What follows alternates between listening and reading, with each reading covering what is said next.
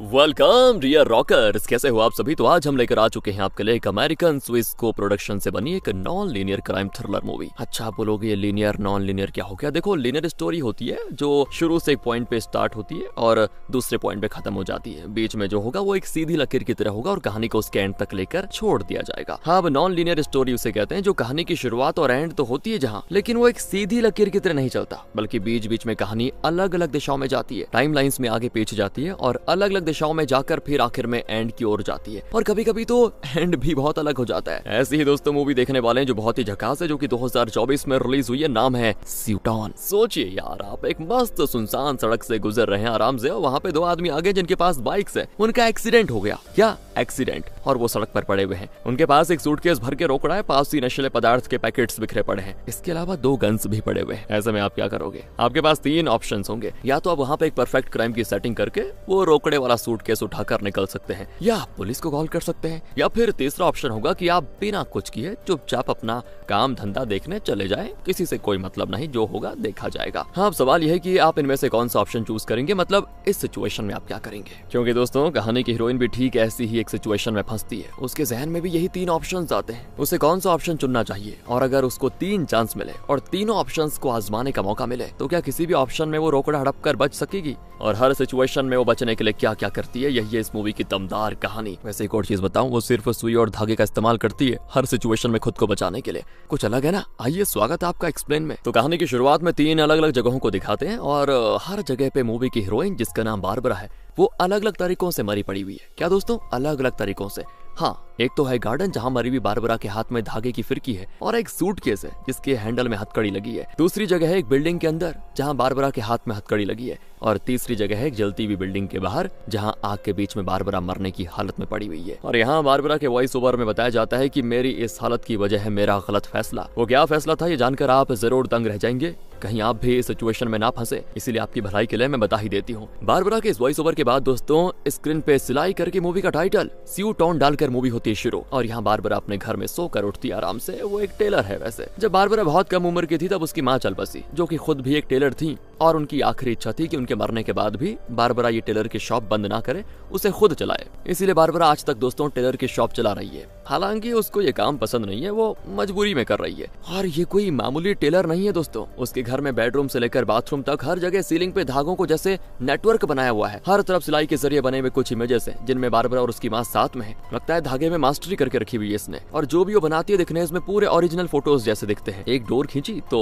उससे connected photo के पीछे से एक रिकॉर्डिंग प्ले होती है। जब बारबरा छोटी थी ना दोस्तों, तब उसकी माँ उससे जो बातें क्या करती थी, उनकी रिकॉर्डिंग्स को ही बारबरा ने अलग अलग फोटोज के साथ अटैच किया हुआ है। और ये सारा अरेंजमेंट खुद बारबरा ने किया, मतलब किसी और को नहीं बुलाया बाहर से, क्योंकि वो अपनी माँ से बहुत ज्यादा प्यार करती थी ना, और आज तक उनको मिस करती है। सुबह उठकर धागा खींचती है तो एक फोटो के पीछे से माँ की आवाज आती है कि और कितनी देर सोती रहेगी बेटा, उठ जाओ, बहुत देर हो गई है। बाथरूम में भी दोस्तों एक धागा खींचती है तो आवाज आती है, अरे कितनी देर ना होगी बेटी, जल्दी बाहर आ जाओ, स्कूल नहीं जाना क्या? तो वो भी तैयार होकर अपने टेलर की शॉप में जाती है। तब उसे एक कॉल आता है जिसको देखकर वो टेंशन में दोस्तों अपनी डायरी देखती है। दरअसल आज उसकी एक कस्टमर जिसका नाम मारिया है, उसकी तीसरी शादी है। तीसरी यार, मजाक नहीं चल रहा। और बारबरा को उसका वेडिंग ड्रेस ठीक करने जाना है, लेकिन बारबरा वो बात भूल गई थी, इसलिए कस्टमर कॉल कर रही है कि जल्दी आ जाओ ना। बारबरा तुरंत अपना टेलरिंग किट लेकर अपनी कार में निकल जाती है। वहाँ दुल्हन का ड्रेस का बटन टूट गया था, जिसे स्टिच करने के लिए ही उसने बारबरा को कॉल किया था। बारबरा देर से पहुंचती है तो मारिया बारबरा को बहुत डांटती भी है कि क्या है ये। बारबरा को बड़ा गुस्सा भी आता है, लेकिन क्या करे, कस्टमर जो ठहरी भगवान है, वो कुछ नहीं कह पाती। तो बारबरा उसके ड्रेस में पीछे का बटन सीने लग जाती है, पर मारिया चुप नहीं रहती। वो बारबरा का टेलरिंग किट खोल देती है दोस्तों, जिसमें बारबरा ने अपनी माँ की आवाज रिकॉर्ड की हुई थी। जब उन्होंने बारबरा के लिए एक अच्छा सा गाना गाया था, वो वाली वो प्ले होने लग जाता है। और उसमें बारबरा की माँ की आवाज सुनकर मारिया कहती है, तुम्हारी माँ को मैं अच्छी तरह से जानती थी, वो वक्त की बड़ी पाबंद थी और बढ़िया काम भी करती थी, लेकिन तुम हो कि एक बटन भी ठीक से स्टिच नहीं कर पाती, ऊपर से लेट हो। इसी बीच बारबरा के हाथ से बटन फिसल कर नीचे एक ड्रेन होल के ऊपर गिर जाता है। बारबरा चाहती तो उसे उठा सकती थी दोस्तों, लेकिन अभी तक मारिया ने उसकी जो इंसल्ट की, उसके लिए बारबरा उससे एक छोटा सा बदला लेना चाह रही है और जानबूझकर उस बटन को ड्रेन के अंदर खिसका देती है। इस पे मारिया फिर उसको डांटती है कि अब क्या होगा, ये तो सील ड्रेन है, ये खुलेगा कैसे? बारबरा कहती है कोई प्रॉब्लम नहीं मैडम, मैं अभी दुकान जाकर एक स्पेयर बटन लेके आ जाती हूँ। तो मारिया भड़क जाती है, तुम एक्स्ट्रा बटन नहीं लेकर आई क्या? फिर आई क्यों? थोड़ी देर में मेरी शादी है, अगर तुम बटन लेकर टाइम पे नहीं पहुंची ना, पूरी दुकान में आग लगा दूंगी तुम्हारी। बारबरा दोस्तों उसके ड्रेस पे बटन की जगह एक सेफ्टी पिन लगाकर बटन लेने के लिए दुकान के लिए निकल जाती है। और यहाँ शुरू होती है असली कहानी। दुकान के रास्ते में एक सुनसान सड़क पे 2 बाइकर्स का एक्सीडेंट हो गया था और दोनों सड़क पे पड़े हुए हैं बिल्कुल बिल्कुल, हालांकि जिंदा हैं दोनों। उन दोनों के आगे गन्स हैं और उससे भी आगे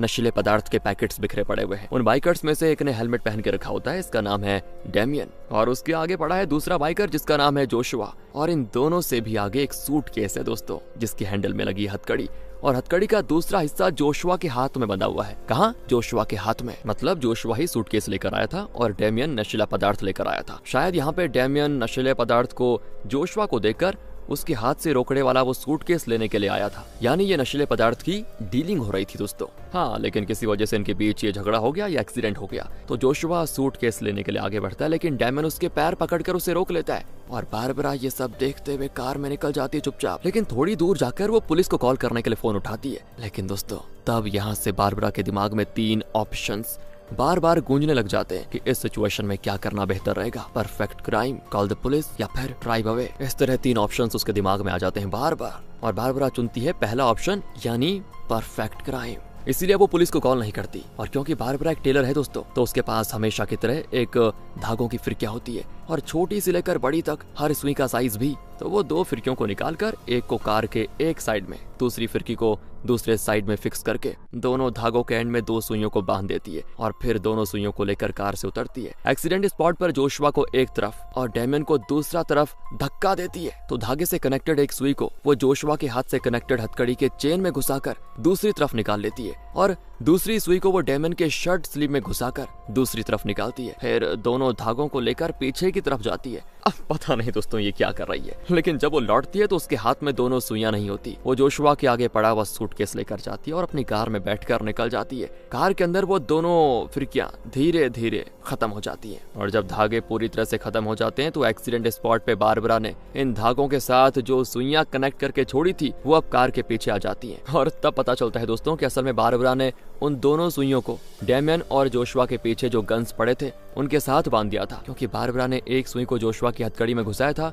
और दूसरी सुई को डेमियन के स्लीव में घुसाया था। तो अब दोनों गन्स डेमियन और जोशुआ की ओर आने लग जाते हैं और ठीक उनके हाथों में आकर रुकते हैं। ऐसी सेटिंग करी थी उसने। तो गन को आते देखकर दोनों एकदम तैयार होते हैं, और जैसे गन हाथ में आया वो एक एक करके दोनों को एक दूसरे को मतलब शूट कर देते हैं। था ना परफेक्ट क्राइम, क्योंकि अब रोकड़े वाला सूटकेस बारबरा के पास आ चुका है, और डेमियन और जोशुआ एक दूसरे को शूट करके मर भी जाएंगे। पुलिस को लगेगा कि नशीला पदार्थ की डीलिंग में इन दोनों के बीच कोई प्रॉब्लम हुई और दोनों ने एक दूसरे को शूट कर लिया। बारबरा के वहां आने और जाने का तो सबूत ही नहीं मिलेगा। अब बारबरा को बस उन दोनों सुइयों को निकालना है जो कि अभी तक उसकी कार के पास पहुंच चुकी होंगी। तो वो नीचे उतरती है तो सिर्फ एक सुई मिलती है, दूसरी सुई तो आई ही नहीं, सिर्फ धागा आया होता है। अब वो घबरा जाती है कि क्या करूं। तुरंत कार लेकर एक्सीडेंट स्पॉट पे वापस आती है। वो देखती है कि डेमियन के स्लीव में उसने जो सुई घुसाई थी वो स्लीव से निकलकर कार के पीछे आने के बजाय धागे के खींचने से उसके हाथ में चुभ गई थी। लगता है दोस्तों दोनों मर चुके हैं वो। इसीलिए बारबरा अपना टेलरिंग किट से एक इंस्ट्रूमेंट निकालकर डेमियन के हाथ से सुई निकाल भी देती है। लेकिन ये क्या? तब डेमियन की आंख खुलती है और वो पूछता है कि तुम क्या कर रही हो? ओह, ये मरा नहीं है दोस्तों। बारबरा टेंशन में सुई कहीं गिरा देती है और अब उसको ढूंढने का टाइम भी नहीं है उसके पास। तो दूर से किसी कार के आने की आवाज भी आ रही है। बारबरा तुरंत जोशुआ की बॉडी को पास के गड्ढे में धकेलकर नीचे पड़े नशीले पदार्थ के पैकेट्स को यहाँ वहाँ फैला देती है। अब डेमियन को वहीं छोड़ दिया तो बारबरा फंस जाएगी, क्योंकि वो बारबरा को देख चुका था। इसीलिए उसको घसीट ले जाकर कार में बिठाकर निकल जाती है।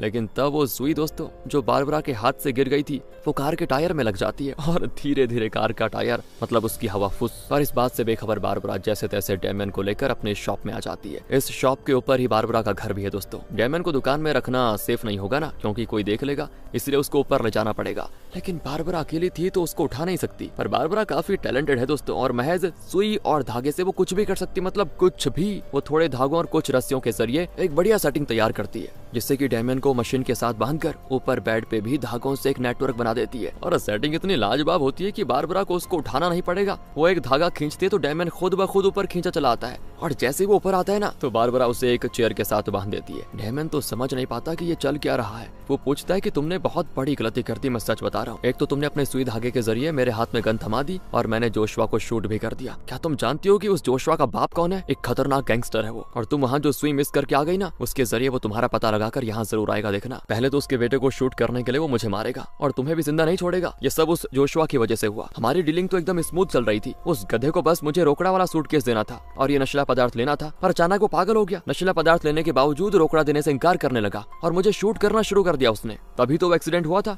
वरना मैं यहाँ थोड़ी ना बैठा होता। देखो मेरी बात मानो, यहाँ पे हम दोनों सेफ नहीं है, हमें अभी यहाँ से कहीं दूर जाना चाहिए। लेकिन दोस्तों बारबरा ये घर नहीं छोड़ सकती क्योंकि यहाँ उसकी माँ की यादें बसी हुई है। अब नीचे कोई दरवाजा नॉक करता है तो वो डेमन के मुंह में कपड़ा घुसाकर नीचे आ जाती है। तो वही मारिया आई होती है, वो चिल्लाती कि मैंने तुम्हें बटन लेने के लिए भेजा, कहाँ थी तुम? तो बारबरा उसको अंदर नहीं आने देती और बटन लेकर खुद बाहर जाकर उसके ड्रेस पे स्टिच करने लगती है। ये मारिया दोस्तों बड़े गुस्से में अभी, लेकिन बारबरा की दुकान के बाहर जो वाक्य लिखे हुए हैं उसे पढ़कर वो कूल हो जाती है। वहाँ लिखा होता है वक्त अच्छा हो या बुरा, उसे गुजरना ही तो पड़ता है। वो बारबरा से कहती है ये मेरी तीसरी शादी है, इसलिए मैं सब कुछ परफेक्ट करना चाहती थी और तुम पर बरस पड़ी, सॉरी, प्लीज मेरी बात का बुरा मत मानना, ये पैसे रख लो। और बारबरा को पैसे देकर अपना बटन सिलवाकर वो निकल जाती है। और फिर वो ऊपर आकर डेमन से कोई बात छेड़ने लगती है कि इतने में फिर दुकान के दरवाजे पर कोई आ जाता है। वो एक बुजुर्ग है दोस्तों, जिसे बारबरा ने एम्ब्रॉयडरी के जरिए फोटो जैसे इमेजेस बनाना सिखाया था। और बारबरा ने जिस तरह अपने घर भर में ये टॉकिंग फोटोज बना के रखे हुए हैं वो सब भी बारबरा ने इनको सिखाया था। कुछ दिन के बाद बुजुर्ग की वाइफ का बर्थडे है तो वो उसे इस तरह के टॉकिंग फोटोज गिफ्ट देकर सरप्राइज देना चाहता है। वो अपने हाथ के बनाए हुए टॉकिंग फोटोज बारबरा को दिखाने आया था कि जरा देखना कैसे हैं ये। तो बारबरा जैसे तैसे उनको निपटाई रही होती है कि बीच में डेमियन धीरे धीरे नीचे की ओर आने लगता है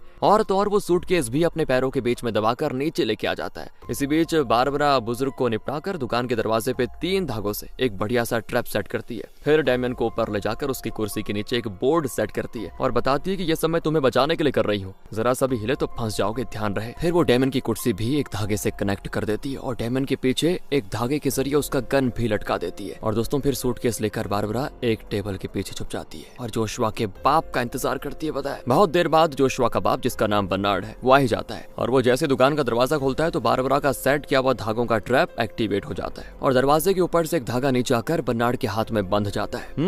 दूसरी ओर डेमन की कुर्सी जिस बोर्ड के ऊपर थी वो फिसल जाती है और वो नीचे की ओर आने लगता है। और जैसे ही वो नीचे पहुंचता है तो उसके पीछे जो बारबरा ने धागों से गन लटका के रखा हुआ था ना, वो बढ़िया तरीके से डेमन के एकदम पास आकर रुकता है। तो डेमन बर्नार्ड को शूट करने लग जाता है लेकिन उसमें बुलेट्स नहीं होते। अब बर्नार्ड अपने हाथ में बंधे धागे को काटकर डेमन को शूट कर देता है। तो बारबरा सूटकेस लेकर भागती है लेकिन बर्नार्ड उसे चेज करता है और आखिर एक गार्डन जैसी जगह पे वो बारबरा को शूट कर देता है। उस सूटकेस में दोस्तों ना सिर्फ रोकड़ा था बल्कि एक डिवाइस भी था। तो बर्नार्ड डिवाइस को छोड़कर सिर्फ रोकड़ा लेकर निकल जाता है। यानी एक परफेक्ट क्राइम करके रोकड़े के साथ बच निकलने का जो बारबरा का प्लान था वो फ्लॉप रहा और ऊपर से उसकी जान भी चली गई। दोस्तों आ जाइए, अब हम उस सीन को दोबारा देखेंगे जब बारबरा ने उन 2 बाइकर्स को सड़क पे पड़े पड़े पुलिस को कॉल करने के लिए अपना फोन उठाया था। और इस बार भी उसके माइंड में तीनों ऑप्शंस बार बार आते हैं कि perfect crime, call the police या फिर ड्राइव अवे। तो अब बारबरा पुलिस को कॉल करने का फैसला करती है। बारबरा ने जो भी देखा वो पुलिस को सारी चीजें डिटेल में बता देती है। तो पुलिस ऑफिसर कहती है तुम वहीं रुको, मैं थोड़ी देर में पहुंच जाऊंगी।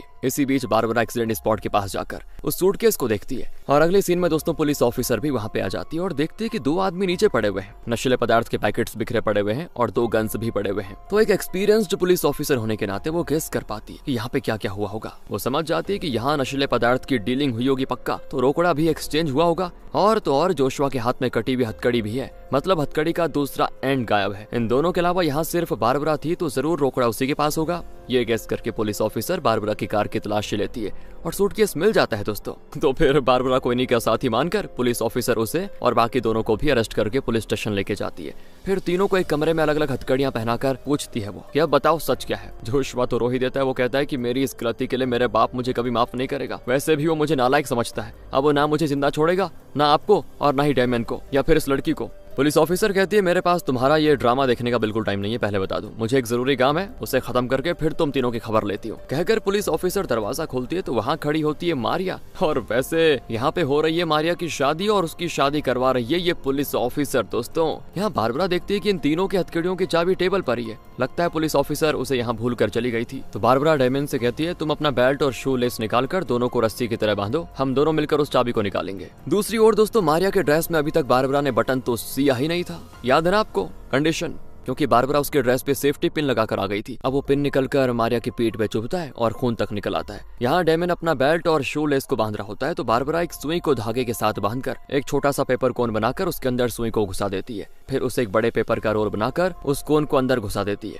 अब बारबरा डेमन से कहती है अब अपने बेल्ट को ठीक उस चाबी पे फेंको। वो कई बार कोशिश करके आखिर में ठीक जगह पे फेंकने में सफल हो जाता है और अब बारबरा उस बड़े पेपर रोल में फूंकती है तो उसके अंदर से छोटा कोन निकलकर सीधे उस किचन के रिंग के अंदर घुसता है। कोन के अंदर तो धागे के साथ बंधी हुई सुई है दोस्तों, जो ठीक डेमन के बेल्ट में घुस जाती है। अब अगर डेमन अपना बेल्ट खींचेगा तो उस सुई धागे के साथ चाबी भी उसके पास खींची चली आएगी। बहुत ही अकलमंद है यार ये बारबरा। लेकिन इससे पहले कि ये लोग चाबी को अपनी ओर खींच पाते, वहाँ मारिया जिद पकड़ लेती है कि इस तरह बिना बटन के मैं शादी नहीं करूंगी। सेफ्टी पिन के चुभने से मुझे दर्द हो रहा है बहुत और खून तक निकल आया। तो पुलिस ऑफिसर कहती है तुम्हें जिसकी जरूरत है वो मेरे पास है। कहकर वो झट से कमरे में आ जाती है जहाँ इन तीनों को हथकड़ी पहना कर रखा गया था। वहीं अब उसकी आहट को सुनते ही डेमन अपना बेल्ट खींच लेता है और बारबरा भी अपनी सुई खींच लेती है और चाबी वहीं की वहीं रह जाती है। इतने में आती पुलिस ऑफिसर और चाबी से बारबरा की हथकड़ी खोलकर उससे बाहर ले जाकर मारिया का ड्रेस स्टिच करने को कहती है। बारबरा भी वैसा ही करती क्योंकि वो उसका काम है। इसके बाद पुलिस ऑफिसर उसे वापस उसी कमरे में ले जाकर हथकड़ी पहना देती है, लेकिन इस बार वो चाबी को टेबल पर ना रखकर उसे एक हैंगर में टांग देती है और इस बार भी वही पुराना टेक्निक यूज करके डेमन चाबी को अपने पास खींच लेता है। और बारबरा ने पहले उससे कह दिया था कि चाबी तुम्हारे हाथ में आने के बाद तुम मुझे भी खोल देना और सूटकेस में रखी रकम में से आधा मेरा हो जाएगा। डेमन भी मान गया था, लेकिन अब चाबी मिलने के बाद वो सिर्फ अपनी हथकड़ी खोलकर सूटकेस और बारबरा की कार की चाबी लेकर वहां से बच निकलता है। अब जोशुआ बारबरा को बताता है कि मुझे मेरे बाप का ये 2 नंबर का बिजनेस बिल्कुल अच्छा नहीं लगता, मैं करना भी नहीं चाहता था, लेकिन क्या करूँ ना। वो चाहता है कि उसके मरने के बाद उसका ये नशीला पदार्थ का बिजनेस मैं संभालूं, लेकिन मुझे नहीं पसंद। अगर मैंने उसकी बात नहीं मानी ना तो वो मुझे जान से भी मार देगा। तो इसी बीच दोस्तों बारबरा को एक आइडिया आता है और वो दीवार पर लगे 2 इलेक्ट्रिक वायर्स को उखाड़ लेती है, फिर उसको थोड़ा कट करती है जिससे कि अंदर का कॉपर वायर एक्सपोज हो जाए। जोशुआ के पास एक प्लग पॉइंट होता है जिसके ऊपर बारबरा उसी पेपर कोन फूंकने की टेक्निक को यूज करके धागे से बंधी सुई को उस प्लग के ऊपर फिक्स कर देती है और उस धागे के जरिए उन दोनों वायर्स को प्लग पॉइंट की ओर भेज रही थी वो। लेकिन इतने में बाहर बर्नार्ड आ जाता है। पुलिस ऑफिसर उससे भिड़ जाती है तो वो तो पुलिस ऑफिसर के पैर में शूट कर देता है और कमरे के अंदर घुस आता है। फिर वो बारबरा पे चिल्लाता है कि तुम्हारी वजह से मेरे बेटे को पुलिस स्टेशन देखना पड़ गया। इसी बीच पुलिस ऑफिसर रेंगते रेंगते कमरे के एंट्रेंस तक आ जाती है और प्लग पॉइंट के पास बारबरा के सेट किए हुए वायर्स को देखकर वो इशारा करके बारबरा से पूछती है क्या तुम कुछ प्लान कर रही हो। तो बारबरा भी उसे इशारा करती है कि वायर को प्लग पॉइंट में घुसाओ, बाकी का काम मैं देख लूंगी। पुलिस ऑफिसर वायर को प्लग पॉइंट में घुसाती है तो अगले ही पल बारबरा के हाथ में वायर का जो एंड है उससे वो बर्नार्ड की बंदूक के मुंह में घुसा देती है। शॉक के मारे बर्नार्ड बेहोश हो जाता है, लेकिन बेहोश होते वक्त वो गन का ट्रिगर भी दबा देता है और बुलेट सीधे बारबरा के पेट को चीर देती है। फिर पुलिस ऑफिसर बर्नार्ड को हथकड़ी पहना देती है, लेकिन बारबरा तड़प तड़प कर मर जाती है, यानी कि ऑप्शन 2 में भी वो फेल हो जाती है। यहाँ से फिर उसी सीन में आ जाइए दोस्तों जहाँ बारबरा ने अभी अभी उन 2 बाइकर्स को सड़क पे पड़े हुए देखा है और उनके पीछे 2 गन्स, सामने नशीले पदार्थ के पैकेट्स और हथकड़ी के साथ एक सूटकेस पड़ा हुआ है। बारबरा के माइंड में फिर वही 3 ऑप्शंस आते हैं, यानी परफेक्ट क्राइम हो गया, कॉल द पुलिस हो गया या ड्राइव अवे हो गया। और इस बार बारबरा तीसरा ऑप्शन चूज करती है, यानी ड्राइव अवे, और बिना कुछ किए वहां से चुपचाप चले जाने का फैसला करती है, जैसे कि यहाँ पे कुछ हुआ ही नहीं। वो सीधे अपनी दुकान में पहुंचती है और मारिया के ड्रेस के लिए स्पेयर बटन लेकर वो वापस जाने लगती है, लेकिन रास्ते में बर्नार्ड उसे रोक लेता है। एक्चुअली उस समय बर्नार्ड डेमन को शूट कर रहा होता है और तभी बारबरा की कार वहां से गुजर रही होती है। इस वजह से बर्नार्ड उसे शूट करने लग जाता है। बारबरा भी घबराकर कार घुमाकर सीधे पुलिस स्टेशन को कई बार कॉल करती है और इस बार स्टेशन में मारिया की तीसरी शादी हो रही है और उनकी शादी करवाने का शुभ काम करते हुए पुलिस ऑफिसर फोन नहीं उठाती और फिर कोई रास्ता न पाकर बारबरा एक रेस्टोरेंट में जाती है क्योंकि उसको लगता है कि ऐसी पब्लिक जगह पे बर्नार्ड से उसे खतरा नहीं होगा। लेकिन दोस्तों बर्नार्ड अपने बेटे जोशुआ को लेकर बारबरा का पीछा करते करते उसी रेस्टोरेंट में आ जाता है और ठीक बारबरा के टेबल पे जोशुआ को बिठाकर खुद भी बैठ जाता है। वो बारबरा से कहता है कि ध्यान से सुनो, तुम मुझसे बच नहीं सकती, लेकिन मरने से पहले तुम्हें मेरी एक मदद करनी होगी। ये मेरा नालायक बेटा है जिससे एक छोटा सा भी काम ढंग से नहीं किया जाता। उसे चोट लगी है और मैं ऐसा धंधा करता हूँ कि इसे हॉस्पिटल नहीं लेके जा सकता। तुम इसे बाथरूम में ले जाकर इसके घावों पे जरा सिलाई कर दो। अगर तुमने होशियारी दिखाई तो फिर ये तुम्हें शूट कर देगा। बारबरा भी स्टिचिंग के लिए अपने जो टेलरिंग किट थी उससे कुछ चीजें लेकर जोशुआ के साथ बाथरूम आ जाती है और उसके घावों की सिलाई करने में लग जाती है। इतने में वो बुजुर्ग दोस्तों जो अपनी वाइफ के बर्थडे के लिए बनाए हुए टॉकिंग फोटोज लेकर बारबरा को दिखाने के लिए उसके घर जा रहा होता है, तो वो रास्ते में रेस्टोरेंट के बाहर बारबरा की कार को देखता है खड़ी। फिर क्या था, वो सीधे अंदर आ जाता है और देखता है कि एक टेबल पर बारबरा का टेलरिंग किट पड़ा हुआ है और बुजुर्ग तो बखूबी जानता है कि ये बारबरा का किट है क्योंकि वो काफी टाइम से उसके साथ सीख रहा था। तो वहाँ बैठे बर्नार्ड से वो पूछता है, ये बारबरा का है ना ये किट, ये यहाँ कैसे आया और वैसे आप उसके क्या लगते हैं? तो बर्नार्ड झूठ बोलता है कि मैं बारबरा का अंकल हूँ। बुजुर्ग कहता है कि आपको देखकर लगता नहीं कि आप उसके अंकल हो। फिर बर्नार्ड गुस्से में कहता है कि तुम्हें क्या लगता है क्या नहीं लगता, इससे मुझे कोई फर्क नहीं पड़ता, मैं उसका अंकल ही हूँ, समझे? कोई प्रॉब्लम है क्या? बुजुर्ग कहता है नहीं नहीं, मैं तो बारबरा के लिए खुश हूँ, क्योंकि मैंने सोचा कि उस बेचारी का कोई नहीं है, एक माँ थी, वो भी बहुत पहले चल बसी, कम से कम आप तो हैं जो उसके रिश्तेदार हैं, और ये जानकर मुझे बड़ी खुशी हुई। दूसरी ओर बाथरूम में जोशुआ फूट फूट कर रोता है कि मुझे अपने बाप से छुटकारा चाहिए, वो मुझे बुरा काम करने पे मजबूर कर रहा है, किसी न किसी दिन मुझे मार भी डालेगा। बारबरा उसको डांट देती कि अबे तू इतना बड़ा हो चुका है और अभी भी बच्चों की तरह रो रहा है, तुझे बस अपने गुंडे बाप से छुटकारा चाहिए ना, मैं जैसा कहती हूँ बिल्कुल वैसा ही कर, तुम्हारी नैया पार हो जाएगी। ये लो, इन दोनों फिरकियों को अपनी हथेली में कस के पकड़े रखो, और ये फिरकियां ही तुम्हारी लाइफ लाइन है, याद रहे, चाहे कुछ भी हो जाए इन फिरकियों को अपने हाथ से जाने मत देना। जब मैं इशारा करूंगी ना तो पहले ब्लू कलर के इस धागे वाली फिरकी को खींचना, फिर इस रेड कलर की फिरकी को, समझ गया ना? तुम्हें बस इतना करना है, बाकी का काम मैं देख लूंगी। इसी बीच बाहर बैठा हुआ बुजुर्ग टेबल पर खून का दाग देख लेता है, जो कि जोशुआ का खून था, जिसे चोट लगी थी वैसे, लेकिन बुजुर्ग को लगता है कि शायद बर्नार्ड ने बारबरा को कुछ कर दिया और ये बारबरा का ही खून है। वो बर्नार्ड पे भड़क जाता है कि तुमने बारबरा के साथ क्या क्या बताओ मुझे, पर इतने में बारबरा जोशुआ के साथ बाहर आ जाती है और कहती है मैं बिल्कुल ठीक हूँ, वो मेरे अंकल है और ये उनका बेटा है, हम बस कैजुअली बातें कर रहे थे, आप घर जाइए, मैं बाद में आपसे मिलूंगी, कहकर वो बुजुर्ग को तो रफा दफा कर देती है। फिर दोस्तों जोशुआ को बिठाकर बारबरा अपना काम शुरू करती है। टेबल के नीचे दिखाते हैं कि ब्लू और रेड दोनों धागों की फिरकियां जोशुआ के हाथों में है, लेकिन दोनों धागों का एंड बारबरा के हाथ में। बर्नार्ड ने अपना गन टेबल के नीचे अपने थाईज पे रखा होता है, तो बारबरा चुपचाप रेड धागे को उस गन के ट्रिगर में घुसाकर फिर उसी धागे को और भी कुछ जगहों से कनेक्ट करती है, और ये सब कुछ वो इतनी शातिरी से करती है कि बर्नार्ड को भनक तक नहीं लगती। पर वो बारबरा से पूछता है कि बेटे के घाव सीने में इतनी देर क्यों कर दी, इसने तुमसे कुछ कहा तो नहीं ना? अब अगर वो कहेगी कि जोशुआ ने उससे बात ही नहीं की तो बर्नार्ड को शक होगा, तो बारबरा कहती है जोशुआ ने बस इतना बताया कि वो बहुत डरा हुआ है। बर्नार्ड कहता है कि इसे मैंने ऐसा कोई खतरनाक काम थोड़ी न दिया था, इसे बस रोकड़ा डेमियन को देखकर उसके हाथ से मार लेना था, पर इतना छोटा सा काम भी निकम्मा नहीं कर पाया सही से, और हमें ये नौबत आ गई। अब वो जोशुआ को डांटने लगता है, क्यों बे, ऐसा क्या हो गया तुम्हें कि डेमियन ने शूट कर दिया, बताओ? तो उसकी पूछताछ के बीच ही दोस्तों बारबरा रेड धागे को न जाने कहां कहां बांधने लग जाती है, फिर ब्लू धागे को बर्नार्ड की बंदूक के मुंह में बांध देती है और बाकी बचे धागे को अपने शू लेस के बीच घुसा देती है। दूसरी ओर जोशुआ दोनों फिरकियों को कस के पकड़े रखा होता है, और इसी बीच वो जवाब भी देता है बर्नार्ड को, कहता है मैं क्या करता पापा, फिर मैंने तो शुरू से ही कहा था कि मुझे इस लाइन में आना ही नहीं है, लेकिन आपने हर बार मेरी बात को अनसुना करके मुझे इस लाइन में धकेलने की कोशिश की, इसलिए मैंने सोच लिया कि मैं रोकड़े वाला सूटकेस लेकर कहीं भाग जाऊंगा। जब डेमियन मुझे माल देने आया तो मैंने उसे शूट करके बच निकलने की कोशिश की, लेकिन बदले में उसने भी मुझे शूट किया और दोनों की गाड़ियों का एक्सीडेंट हो गया और दोनों फिर नीचे गिरकर घायल हो गए, माफ कर दो मुझे पापा। इसी बीच दोस्तों जहां भी टेबल में धागा बांधना था ना, बारबरा बांध चुकी थी, लेकिन अगर उसे उसका प्लान एग्जीक्यूट करना है तो उसे आसपास के टेबल्स पर भी धागा बांधना पड़ेगा, लेकिन उठकर जाने के लिए उसे कोई बहाना बनाना पड़ेगा ना, वरना बर्नार्ड को शक होगा। तो वो अपना टेलरिंग किट खोलती है, तो उसकी माँ की आवाज में कोई गाना बजने लगता है, और उस गाने के हिसाब से बारबरा उठकर मस्त नाचती है। नाचते नाचते वो आसपास के टेबल्स के पास जाती है और उसके शू लेस में जो ब्लू धागा बंधा है ना, उनसे वो टेबल्स के पैरों में लपेटने लगती है, और इस तरह वो बर्नार्ड के लिए बहुत ही खतरनाक और बिल्कुल मौत वाला ट्रैप सेट करने को तैयार थी। बर्नार्ड की भी कुछ समझ में नहीं आता, उसे तो लगता है कि बारबरा उससे बचने के लिए कोई सीन क्रिएट कर रही है, लेकिन वो खुद में यही सोचता है कि मुझसे बच नहीं सकती तुम, और यही सोचकर वो बैठा होता है। लेकिन जब उससे और बर्दाश्त नहीं होता तो वो टेलरिंग किट को बंद कर देता है और गाना भी बंद, अपना काम पूरा करके बारबरा भी वहाँ पे आके बैठ जाती है। लेकिन तब मारिया वहाँ पहुंच जाती है, क्योंकि बारबरा ने उसका बटन नहीं दिया था उसको ना। वो चिल्लाती है कि तुम्हारी वजह से मेरी तीसरी शादी रुकने वाली है। तो बर्नार्ड कहता है तुम्हारी तीसरी शादी रुक गई तो दुनिया यहाँ से वहाँ नहीं हो जाएगी, समझी बुढ़िया?